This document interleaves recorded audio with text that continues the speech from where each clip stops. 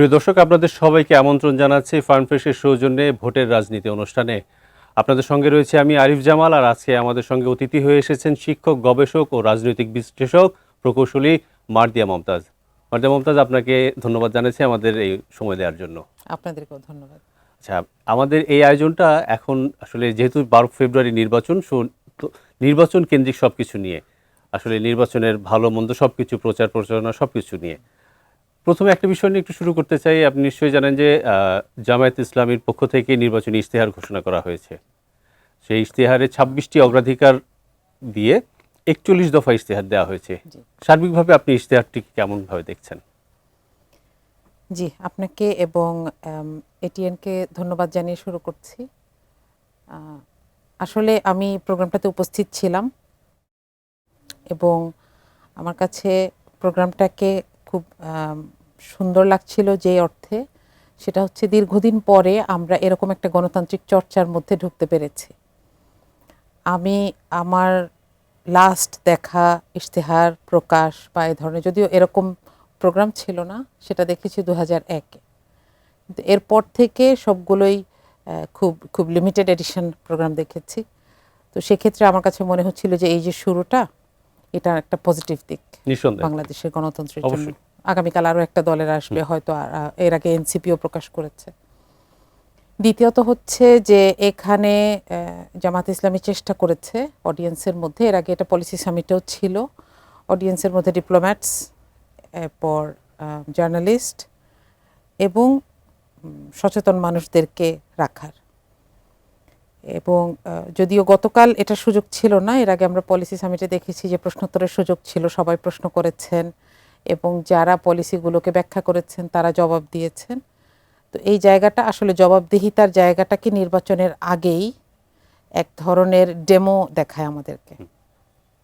তৃতীয়ত হচ্ছে আমার গতকাল সবচাইতে ভালো লেগেছে যে জায়গাটা, সেটা হচ্ছে 5টা হ্যাঁ 5টা না সহ মোট 26টি মূলনীতিকে নিয়ে যে ইশতেহারটি আসলো, আমার মনে হচ্ছিল যে এটা অনেক রিচ বলতে আমি আসলে যেই জায়গাগুলো মাথায় ভাবছিলাম, এর আগে আমি সিপিডির একটা নাগরিক ইশতেহার দেখেছি এবং আরও কিছু এক্সপেকটেশন দেখার সুযোগ হয়েছে। তো আমার মনে হচ্ছিল যে প্রত্যেকটা ফিল্ডকে এখানে টাচ করার চেষ্টা করা হয়েছে। একটি ফিল্ডে আমি একটু আলোচনাটা সূত্রপাত করতে চাই যে 26টি বিষয় যে অগ্রাধিকার দেওয়া হয়েছে, এর মধ্যে নারীদের জন্য নিরাপদ, মর্যাদাপূর্ণ, অংশগ্রহণমূলক রাষ্ট্র গঠন, সেই বিষয়টি আসলে কিভাবে বাস্তবায়ন হবে? একটি বিষয়ে আমি জানাতে চাই, সেটি হচ্ছে যে ইশতেহারের এক জায়গায় বলা হয়েছে যে জামায়াত ইসলামী ক্ষমতায় আসলে মন্ত্রিসভায় নারীদের স্থান হবে। আমি যদি শাসন ব্যবস্থার মৌলিক সংস্কারের যে অংশটি রয়েছে সেখানে 9 নম্বরে রয়েছে, নারীদের মধ্য থেকে মন্ত্রিসভায় উল্লেখযোগ্য সংখ্যক প্রতিনিধি অন্তর্ভুক্ত করা হবে। কিন্তু আমরা দেখতে পেয়েছি যে জামাত ইসলামী যে 224 জন প্রার্থী দিয়েছে তার মধ্যে একজনও নারী প্রার্থী নেই। তাহলে যেখানে নারী প্রার্থী সংসদ সদস্য হিসেবে জামাত ইসলামী থেকে মনোনয়ন দেওয়া হয়নি, সেখানে মন্ত্রিসভায় দেয়া হবে, বিষয়টি কেমন হল না?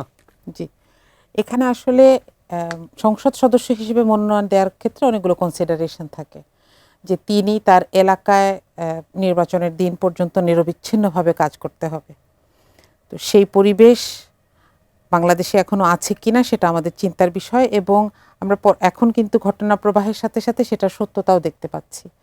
যারা হয়তো ভোটের কাজে বের হচ্ছেন দিনে 1-2 ঘন্টা করে, তারাই রাস্তাঘাটে হ্যারাস হচ্ছেন।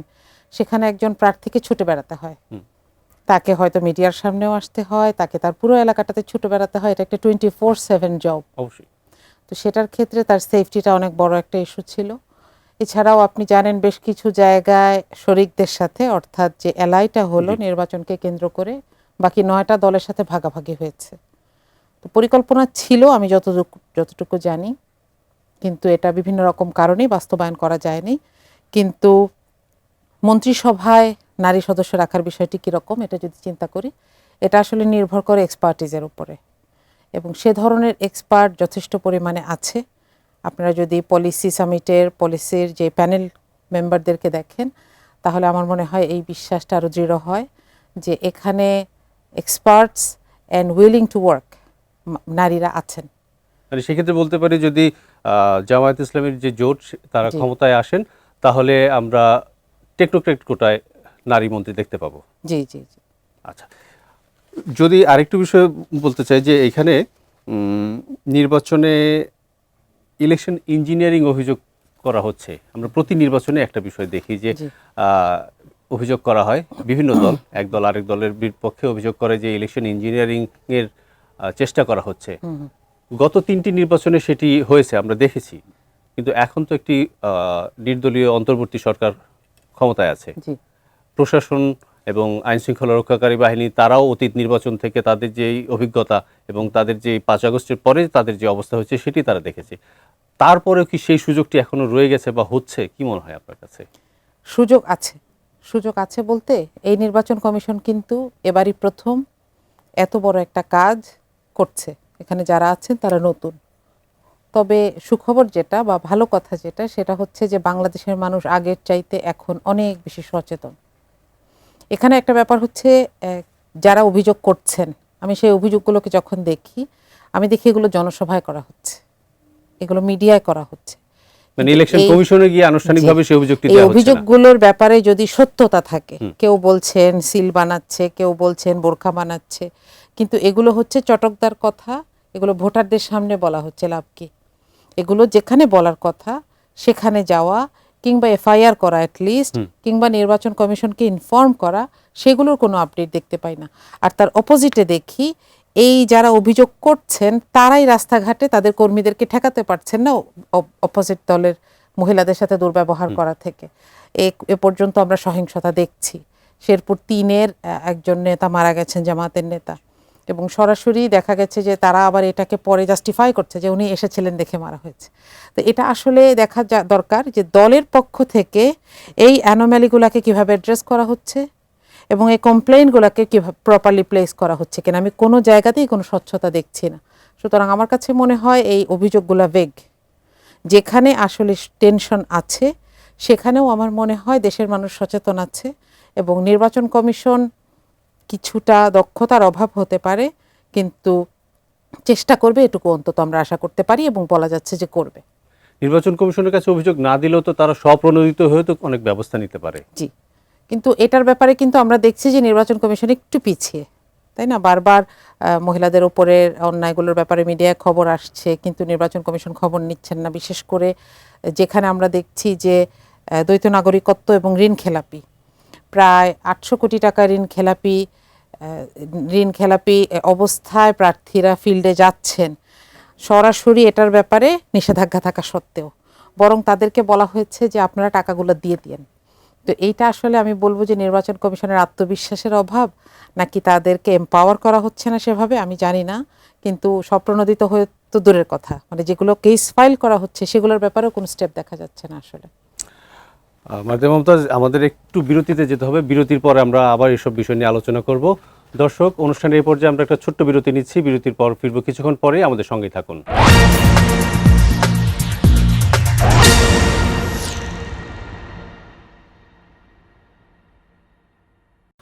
দর্শক, বিরতির পর আপনাদের আবারও আমন্ত্রণ জানাচ্ছি ভোটের রাজনীতি অনুষ্ঠানে। আমাদের সঙ্গে কথা বলছেন মার্জিয়া মমতাজ।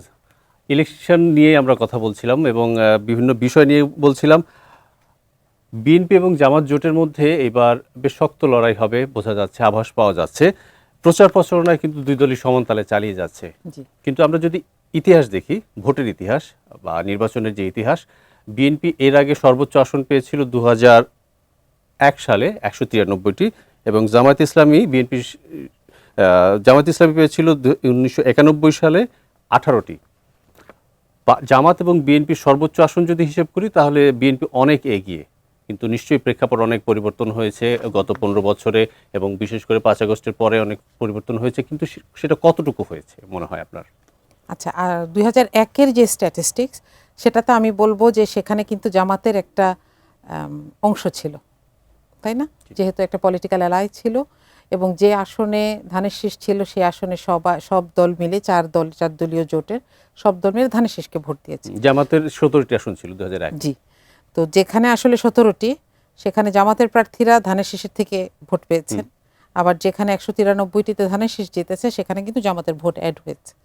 তো সেখানে আমি বলবো যে এই ইনফরমেশনটা একদম পিওর, এই অংশটা জামাত মানে আসলে যে রেশিওটাকে পার্থক্য সেটা করে প্রকাশ করে না। জি, এখনকার অবস্থা যদি আমরা দেখি যে এখন আসলে আমরা একটা কালো সময় পেরিয়ে এসেছি এবং এটার পরে এর আগে যে অবস্থাটা ছিল, এমনকি 2006-এর আগেও আপনি জানেন যে 1991 সাল থেকে ঢাকা বিশ্ববিদ্যালয়ে শিবির নিষিদ্ধ ছিল এবং শিবির ছাড়া বাকি সবগুলো দলের এই ব্যাপারে ঐক্যমত্য ছিল।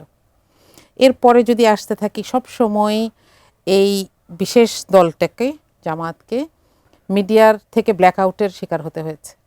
কখনোই দেখানো হয় নাই, কখনোই বলা হয় নাই, কখনোই এদের অ্যাক্টিভিটিগুলোকে কেউ এক্সপ্লোর করে নাই, যার কারণে একটা অজানা জিনিসের ব্যাপারে মানুষের একটা ভয় থাকে, একটা ভীতি থাকে, সেটা সব সময় ছিল। সেই ভীতিটা কি এখন আগ্রহে পরিণত হয়েছে? 24-এর অভ্যুত্থানের পরে আসলে এটা শুধু আগ্রহ না, এটা ফোকাসড হয়েছে আসলে। প্রথমত মানুষ এসে জিজ্ঞেস করছে, দেখেন জামাত তাদের দলের প্রধানকে আমিরে জামাত বলেন, এর পরের জনকে নায়েবে আমির বলে। এই কথাটাও কিন্তু একটা সময় বাংলাদেশের মানুষ জানে নাই, তাই না? কারণ কেউ জিজ্ঞেস করে নাই। আমাদেরকে যখন বলা হয় যে আপনাদের নারীদেরকে আমরা দেখি নাই, তখন আমার এটা রেসপন্স করতে গেলে মনে হয় আমাদের পুরুষদেরকেও তো আপনারা দেখেন নাই বা দেখান নাই। হ্যাঁ, তো আমি বলবো যে এরপরে মানুষ জেনেছে, এই জানাটা খুব ইম্পর্ট্যান্ট।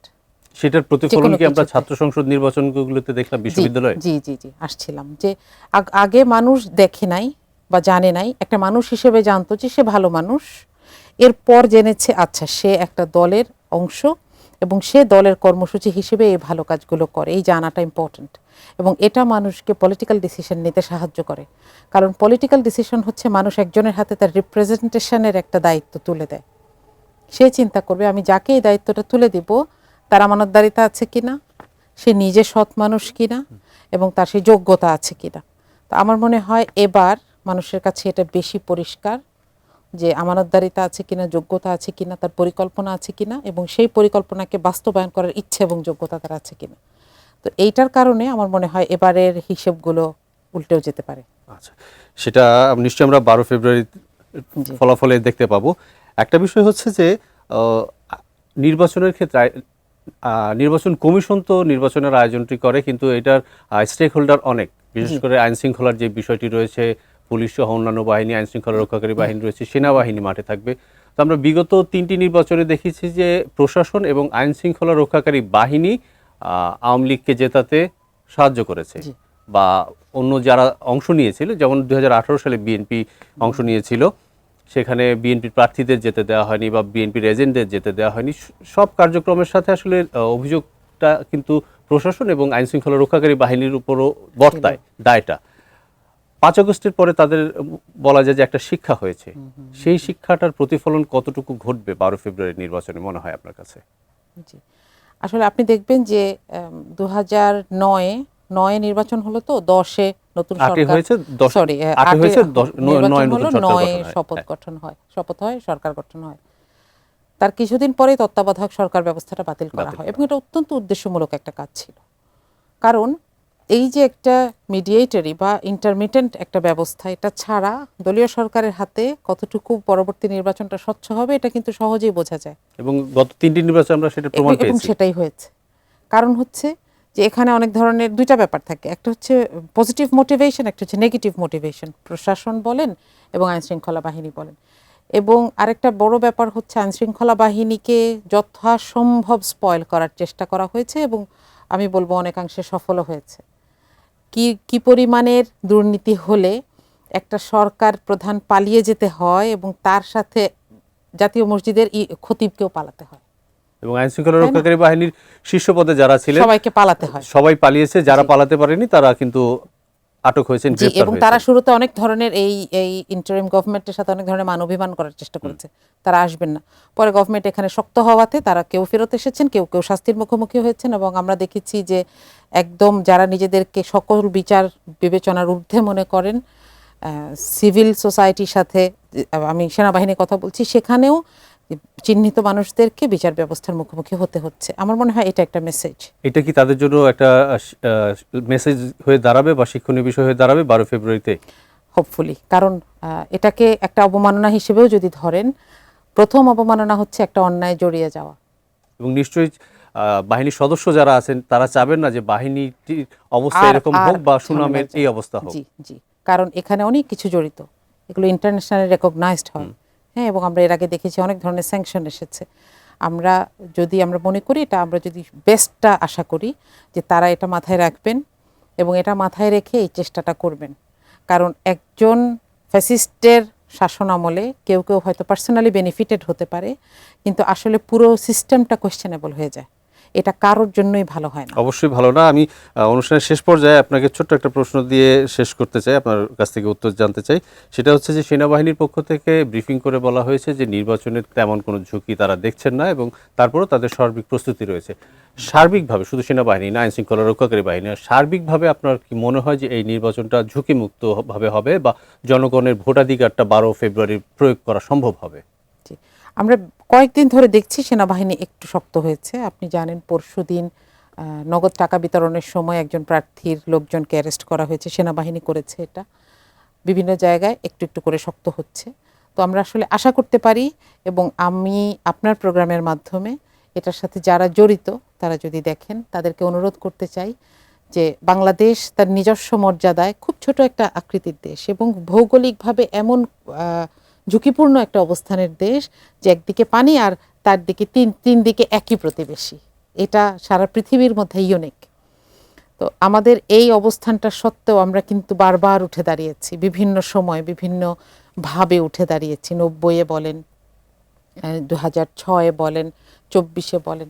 এই মর্যাদাটা আমাদের জাতিরই অংশ।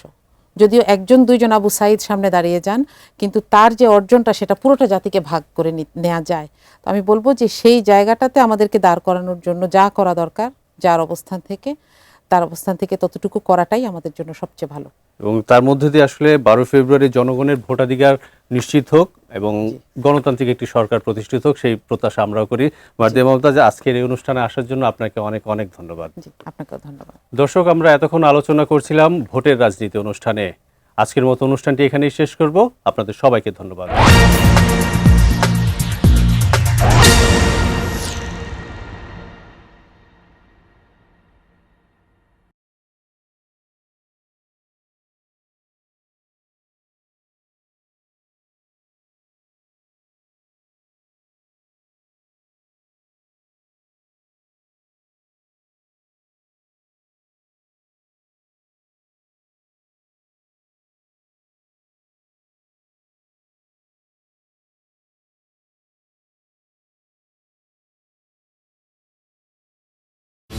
আমার কাছে এটাই বেস্ট, কারণ ফার্ম ফ্রেশ খাওয়া যায় যখন খুশি। ফার্ম ফ্রেশ UHT মিল্ক, যখন খুশি যেখানে খুশি।